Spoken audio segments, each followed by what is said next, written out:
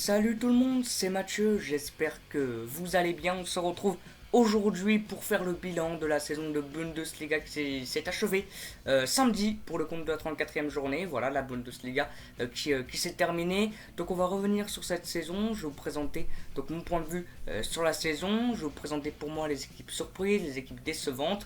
Et je vous dirai aussi pour moi qui était le meilleur gardien, meilleur défenseur, meilleur milieu de terrain, meilleur attaquant, meilleur latéral et meilleur ailier de la saison. Et on terminera aussi par vous présenter le meilleur entraîneur pour moi bien évidemment de cette saison de Bundesliga. Donc avant de commencer, je vais vous donner le récapitulatif des places de la saison. Donc le Bayern Munich obtient le titre, Dortmund, Leipzig et le Borussia Mönchengladbach se qualifient en LDC, le Bayern aussi bien évidemment. En Europa League, c'est le Bayern Leverkusen et Hoffenheim qui est qualifié. Wolfsburg va devoir jouer un tour de qualification pour aller en Ligue Europa. Et du côté des relégations, Paderborn et Düsseldorf sont en deuxième division de Bundesliga, en Bundesliga 2 officiellement. Le Werder Bremen va devoir jouer face au troisième de seconde division, les barrages, pour savoir s'il reste ou non en Bundesliga. Donc voici les places tout simplement, donc le titre, la LDC, l'Europa League et les relégations cette saison en Bundesliga.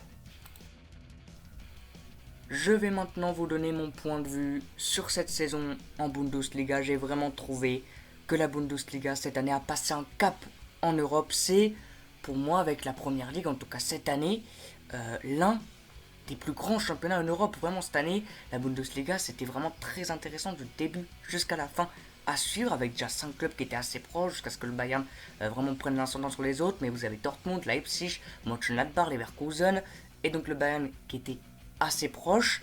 Voilà, le Bayern non plus n'a pas extrêmement dominé cette saison comme les autres années. Voilà, même s'ils ont titre, même s'ils ont, je crois, 5-6 points d'avance sur Dortmund.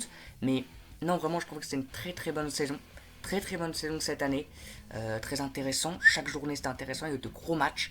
De très très gros matchs. De très grosses affiches. Donc vraiment cette année, la Bundesliga a passé un cap en Europe. Et avec la Première Ligue, ça peut vraiment être l'un des meilleurs championnats en Europe, la Bundesliga. Parce que voilà, ça évolue dans le bon sens et je trouve vraiment cette année que c'était super intéressant. En tout cas, moi j'ai trouvé que la Bundesliga était super intéressante de suivre du début jusqu'à la fin. Je vais maintenant vous présenter pour moi les 3 équipes surprises de cette année en Bundesliga. Le Borussia Mönchengladbach, ils ont vraiment fait une superbe saison, ils se qualifient directement pour la phase de groupe de la LDC. Donc c'est vraiment une superbe saison de la part de Mönchengladbach qui était la 7ème à la 14ème journée leader du championnat, qui ont battu au match aller le Bayern Munich sur le score de 2-1 et se sont fait battre au match retour 2-0, je crois, il n'y a pas si longtemps, je sais plus, mais en tout cas ils se sont fait battre, ça c'est sûr. Wolfsburg aussi, Wolfsburg qui est arrivé, ils sont arrivés 7ème, donc Ligue Europa, mais il faut passer par des tours de qualification. Pour moi c'est surprenant parce que l'année dernière ils n'ont pas fait une superbe saison, ils ont réussi un petit peu à se relever, Wolfsburg. Et puis Fribourg aussi qui est arrivé 8ème, c'est pas mal de leur part. Donc pour moi ce sont les équipes surprises de cette année en Bundesliga. Pour moi la plus surprenante des 3, c'est Mönchengladbach. Parce que sur papier, Mönchengladbach en LDC, c'est quand même assez exceptionnel. Après, c'est comme en Ligue 1, Rennes en LDC, c'est pareil. Mais voilà, pour moi, la plus surprenante des 3, c'est Mönchengladbach. Voilà. Ensuite, passons au point négatif et aux équipes décevantes. J'en ai mis 3. J'ai mis Schalke 04, vraiment, c'était compliqué. Très compliqué pour eux. Ils se sont pris lors du dernier match un 4-0, je crois. Ils se sont pris un 4-0, Schalke, je crois, sur leur dernier match. Très très compliqué pour eux, ils sont arrivés vraiment en deuxième partie de tableau. Francfort aussi, parce que Francfort l'année dernière c'était très très fort. Là cette année c'était compliqué, Francfort, ils sont arrivés 9ème. Après ils ont perdu bien évidemment Lukajovic, aussi leur joueur phare. Donc c'était compliqué, pour moi c'est quand même décevant. Et puis l'Hertha Berlin, aussi l'Hertha Berlin qui a pas fait une superbe saison. Donc je mettrai ces 3 équipes en équipe décevante. Et je mettrai pour moi Schalke, qui serait l'équipe la plus décevante des 3. Voilà. On passe maintenant aux meilleurs joueurs poste par poste, en commençant par le meilleur gardien de la saison. Pour moi, c'est indiscutablement Jan Sommer. Il a fait une saison exceptionnelle avec Mönchengladbach. C'est pour ça aussi, c'est vraiment l'un des joueurs qui a permis à Mönchengladbach d'aller chercher la LDC cette année. Il a été énorme, Jan Sommer. Il a des réflexes complètement fous. C'est vraiment pour moi l'un des gardiens les plus sous-cotés en Europe. Il est exceptionnel et cette saison, il a fait une saison magnifique en Bundesliga. Donc je le mettrai pour moi meilleur gardien de cette saison. Passons maintenant au meilleur défenseur et pour moi c'est Mats Hummels. Alors voilà, je trouve qu'il a quand même fait une bonne saison. Après j'ai vraiment beaucoup réfléchi à qui mettre en meilleur défenseur.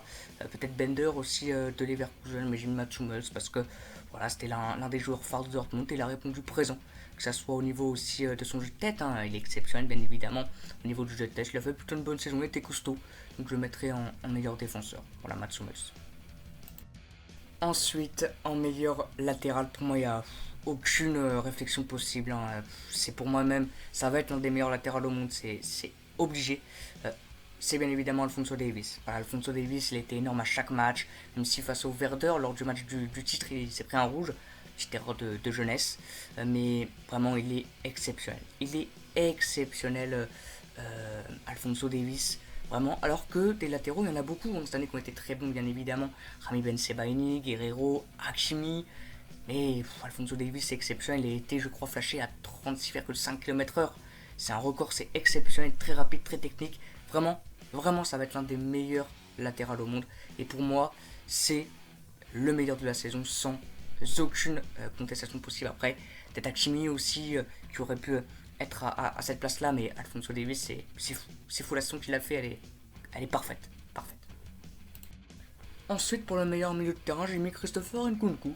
Et je trouve qu'il a fait plutôt une bonne saison, l'ancien Tchétchi parisien, avec beaucoup de passes décisives. Il a été très très bon. Il a été beaucoup décisif cette saison, que ce soit en passe ou en but.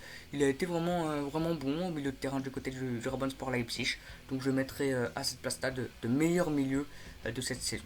Voilà. Dites-moi dans l'espace commentaire ce que vous en pensez, mais je pense que Christopher Nkunku a vraiment mérite cette place d'être l'un des meilleurs milieux de terrain de cette saison. Donc je le mettrai à cette place-là. Voilà, Christopher Nkunku. Ensuite, pour le meilleur ailier, c'est encore un autre ancien Titi parisien, Moussa Diaby. Moussa Diaby, il est vraiment très très bon, extrêmement rapide, très technique et bon, très bon avec les Leverkusen. Donc je le mettrai à cette place de meilleur ailier. Maintenant, des ailiers, il y en a eu pas mal, bien évidemment, Jadon Sancho, mais je trouvais que là, au retour de confinement, c'était compliqué pour Jadon Sancho. Torgan Hazard aussi a été pas mal, mais je dirais que vraiment, ce joueur-là, Moussa Diaby, mérite cette place-là de meilleur ailier. Et ensuite, pour le meilleur buteur, meilleur attaquant, enfin, il est exceptionnel. C'est le meilleur attaquant du monde, pour moi, c'est Robert Lewandowski. Robert Lewandowski, encore meilleur buteur de cette année en Bundesliga avec, je crois, 34 buts. Enfin, c'est complètement fou. C'est complètement fou, Robert Lewandowski, 34 buts. C'est pour moi, bien évidemment, le meilleur buteur, meilleur attaquant de pointe cette année. Maintenant, j'ai pas fait aussi les milieux offensifs. Parce que, voilà, pour moi, milieu offensif, c'est un milieu de terrain. Donc, c'était Christopher Nkunku. Mais sinon, si j'aurais mis milieu offensif, j'aurais mis Harit ou Thomas Müller. Un des deux. Mais vraiment, le meilleur attaquant pour moi, c'est vraiment Robert Lewandowski. Exceptionnel cette année, 34 buts. Enfin, c'est un monstre. C'est un monstre. C'est pour moi le meilleur attaquant du monde. Et c'est donc le meilleur attaquant de la Bundesliga cette année. Voilà, Robert Lewandowski. Pour moi. Et on va finir par, pour moi, le meilleur entraîneur de la saison, c'est Julian Nagelsmann, l'entraîneur du Rabensport Leipzig. Très jeune entraîneur, il a même pas 40 ans, hein, je crois. Je crois qu'il a même pas 40 ans. Il était à Hoffenheim et il est excellent. Il est excellent, donc il a un style de jeu vraiment très très bon.